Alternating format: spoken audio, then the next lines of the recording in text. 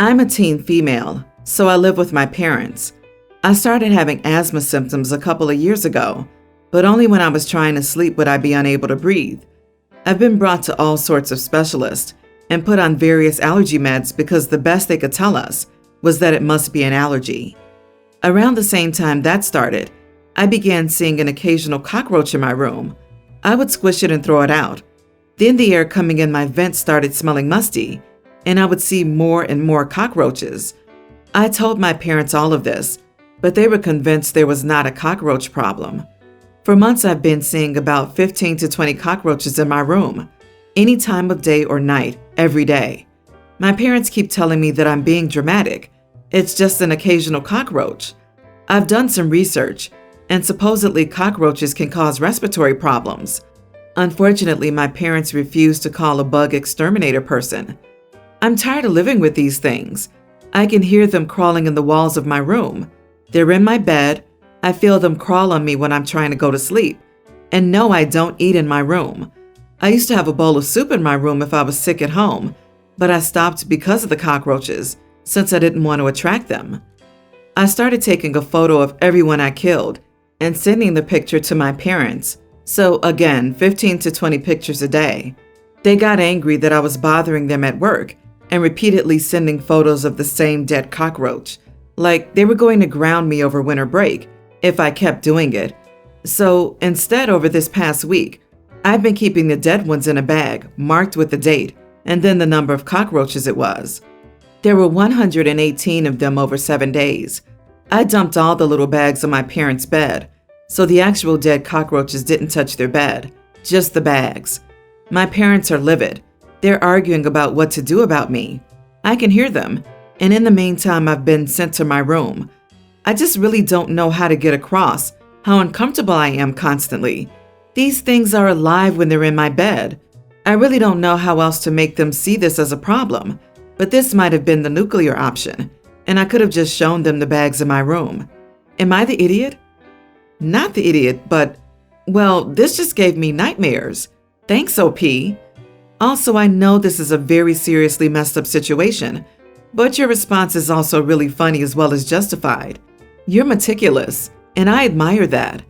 I would be freaking screaming over a few cockroaches regularly in my room, let alone my bed, let alone if it caused me asthma. And the sound of my cockroach destruction activities would not be allowing anyone else to sleep, for sure. So your reaction is quite measured in the circumstances.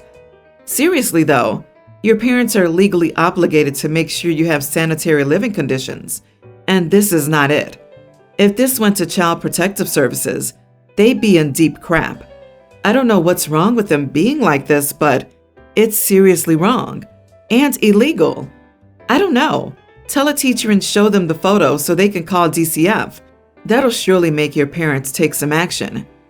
I'm just worried that my parents could get in trouble if I told someone, and then it would be my fault for making them look bad just because I have a couple of cockroaches in my room. I just want them to see it's a problem and get an exterminator. I don't want to get CPS involved or anything. The problem is my dad has a bizarre thing about having strangers in the house, and he doesn't want people looking through his things, though they could literally care less about your stuff. They want to do their job and kill bugs. This wasn't revenge. You have been trying to convince them of a problem for months, and they refuse to listen.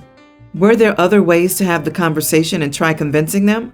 Sure, but given your age and the fact that they threatened to ground you for attempting to present photographic evidence, what you did was reasonable. But please tell someone about this, like a teacher or something. Show them the pictures of bugs. Tell them your parents won't do anything and are looking to punish you for showing them the problem. Both of my parents are lawyers and have their law firm. My entire family is successful, and my older brother, 25, and I, 22 female, both study computer science at a good school, and we both made good money north of $180,000. On the other hand, my other brother, 28, always slacked off in school and ended up in construction, struggling to pay the bills. His wife is a server. They also both do DoorDash stuff sometimes. My parents used to help them out at first, but after they realized my brother wasn't going to turn his life around, even with their help, They decided to set boundaries and told him they could no longer keep giving him money to maintain our kind of lifestyle. I had to hang out with them for Thanksgiving at my parents' house. I still live there, but plan on moving out soon. We have a maid who comes and works for us in the mornings, does stuff like dishes, laundry, etc. My sister-in-law always loves to bring up how I'll be so lost when I move out because I don't know how to do any chores. I finally had it this time, and I told her I do know how to do chores. I just don't need to because I'm not broke like her and can hire a maid even after moving out. I have an entire STEM degree from a selective engineering school, and figuring out how to work a laundry machine wasn't that hard in comparison. My sister-in-law brother both got upset and left, and my mom wasn't happy with me. But I felt like I was defending myself since she always picks on me about this same thing the last 10 times I've had to hang out with her because she's insecure and projecting. Am I the idiot for calling my sister-in-law broke and defending myself? Everyone's the idiot here. It sucks when someone is nagging you, especially about something that you don't see as an important issue. It also sucks when some judgmental 22-year-old who still lives at home and who was extremely privileged enough to have so many high-end opportunities feels the need to put someone in their place as a lower-class individual. What I also find very telling about OP is that they're very dismissive of their brother's job and sister-in-law's because they're not jobs requiring degrees. Yet they also hire a maid to do their cleaning for them. It's an idiot thing to demand a layman or lower-class service and then turn around and disrespect someone just because they do that job. You can't disrespect the industry you're maintaining by demanding it. The whole post reeks of classism.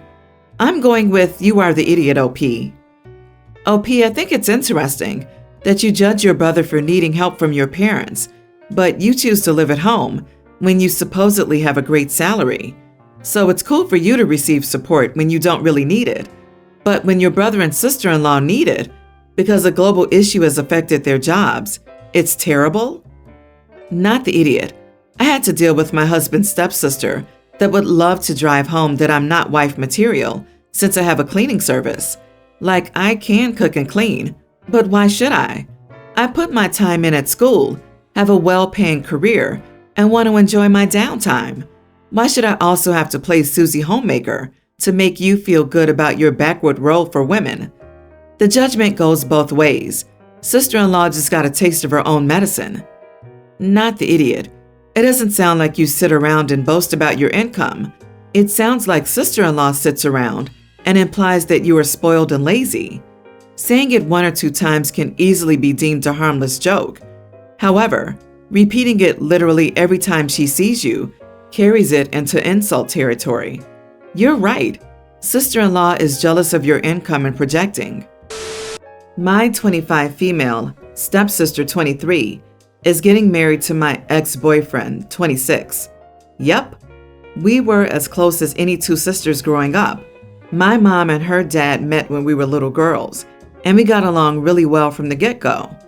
My ex-boyfriend and I broke up 2 years ago, and about 5 to 6 months later, stepsister told me that she and my ex-boyfriend have started dating. I couldn't believe my ears. I was furious at her, but the rest of the family, mom, stepdad, 2 half-sisters, didn't think it was a betrayal at all, and my mom once yelled at me to grow up and move on. I gradually distanced myself from my stepsister and the rest of my family without making a fuss. I just poured myself into my studies instead and hid behind the "I'm swamped" excuse. I started dating my current boyfriend, 25, about 10 months ago. The only problem is that stepsister used to have a huge crush on him, and she still texts and DMs him. They never dated. I haven't told anyone in my family that I'm seeing someone. I don't want to reveal we're dating yet because it would be about her all over again, when we just fell in love in reality. My stepsister and my ex-boyfriend got engaged, and they sent the wedding invitations last month. I didn't RSVP because I didn't want to attend. So last week my mom asked me to visit. When I got there, my stepsister was there, her best friend, my half-sister, and my ex-boyfriend's sister.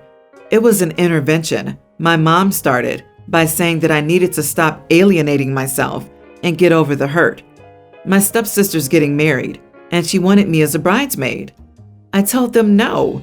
Stepsister started crying, saying I was ruining her wedding, that it doesn't matter if I didn't manage to get a boyfriend till the wedding, because I could pair with one of ex-boyfriend's single best men, and I wouldn't feel lonely then. I got really angry and told her I didn't want to go to her wedding because she betrayed me. She started crying again, calling me bitter and a witch for purposefully wanting to hurt her on her big day. My mom called me later, saying if I didn't show up at least as a guest, I'm cut off from the whole family. Now I feel like I want to show up with my current boyfriend and ruin her day for real. Is it wrong to want that? The wise advice would be, don't go. Since your life is more peaceful without them, they forced the ultimatum just to be mutually cut off. The fun, petty advice would be, show up with the boyfriend, make it clear that you've been dating for a while, and be oblivious when they suggest you did it to be petty. Act like you're completely over the betrayal and just want to be there to support your sister and brother-in-law. Then if she causes a scene, everyone will wonder why she's hung up about a guy at her own wedding. I'll be the petty devil. What kind of engaged woman still slides into other dudes' DMs? If I were you, OP, I would wear the hottest outfit I could find, go to the wedding with my boyfriend, and sit at the very front. So when she walked down the aisle, she would see her crush with me and let her choke on her jealousy. Go and enjoy watching the crap show, OP. Don't forget to take pictures. Everyone sucks, but also we're here for your version of it. Please keep us informed with the juicy deets. If you try and ruin her wedding, we want the videos, especially if the bride has to explain that OP's boyfriend is her crush in front of her new husband. It would be amazing. I'd say you're not the idiot for showing up and bringing someone you like, even if it hurts her, because you're stuck and out of options. However, you really need to talk to your boyfriend, understand how he feels about not being public with your family and only used as a revenge token. Because honestly, that makes you an idiot if he's not in the same boat as you. My wife and I have joined finances, but she has a savings account her grandpa set up for her before he passed. It's around $40,000 in savings. We both work IT jobs and get paid fairly well. Note, we do not live in America, so wages differ. She stated that the money is either for an emergency or if we plan to buy our own house. She said that if I need the money for an emergency, I can use it. I also have access to the account, but I didn't use anything so far. 2 months ago, my sister asked me to lend her $5,000 because she wanted to pay for her wedding dress, but her card had expired and kept declining. I lent her $5,000, but since I didn't have the full amount for my own paycheck, I borrowed money from my wife's savings. My sister said she'd pay me back once her new card was ready, which would take less than 2 days.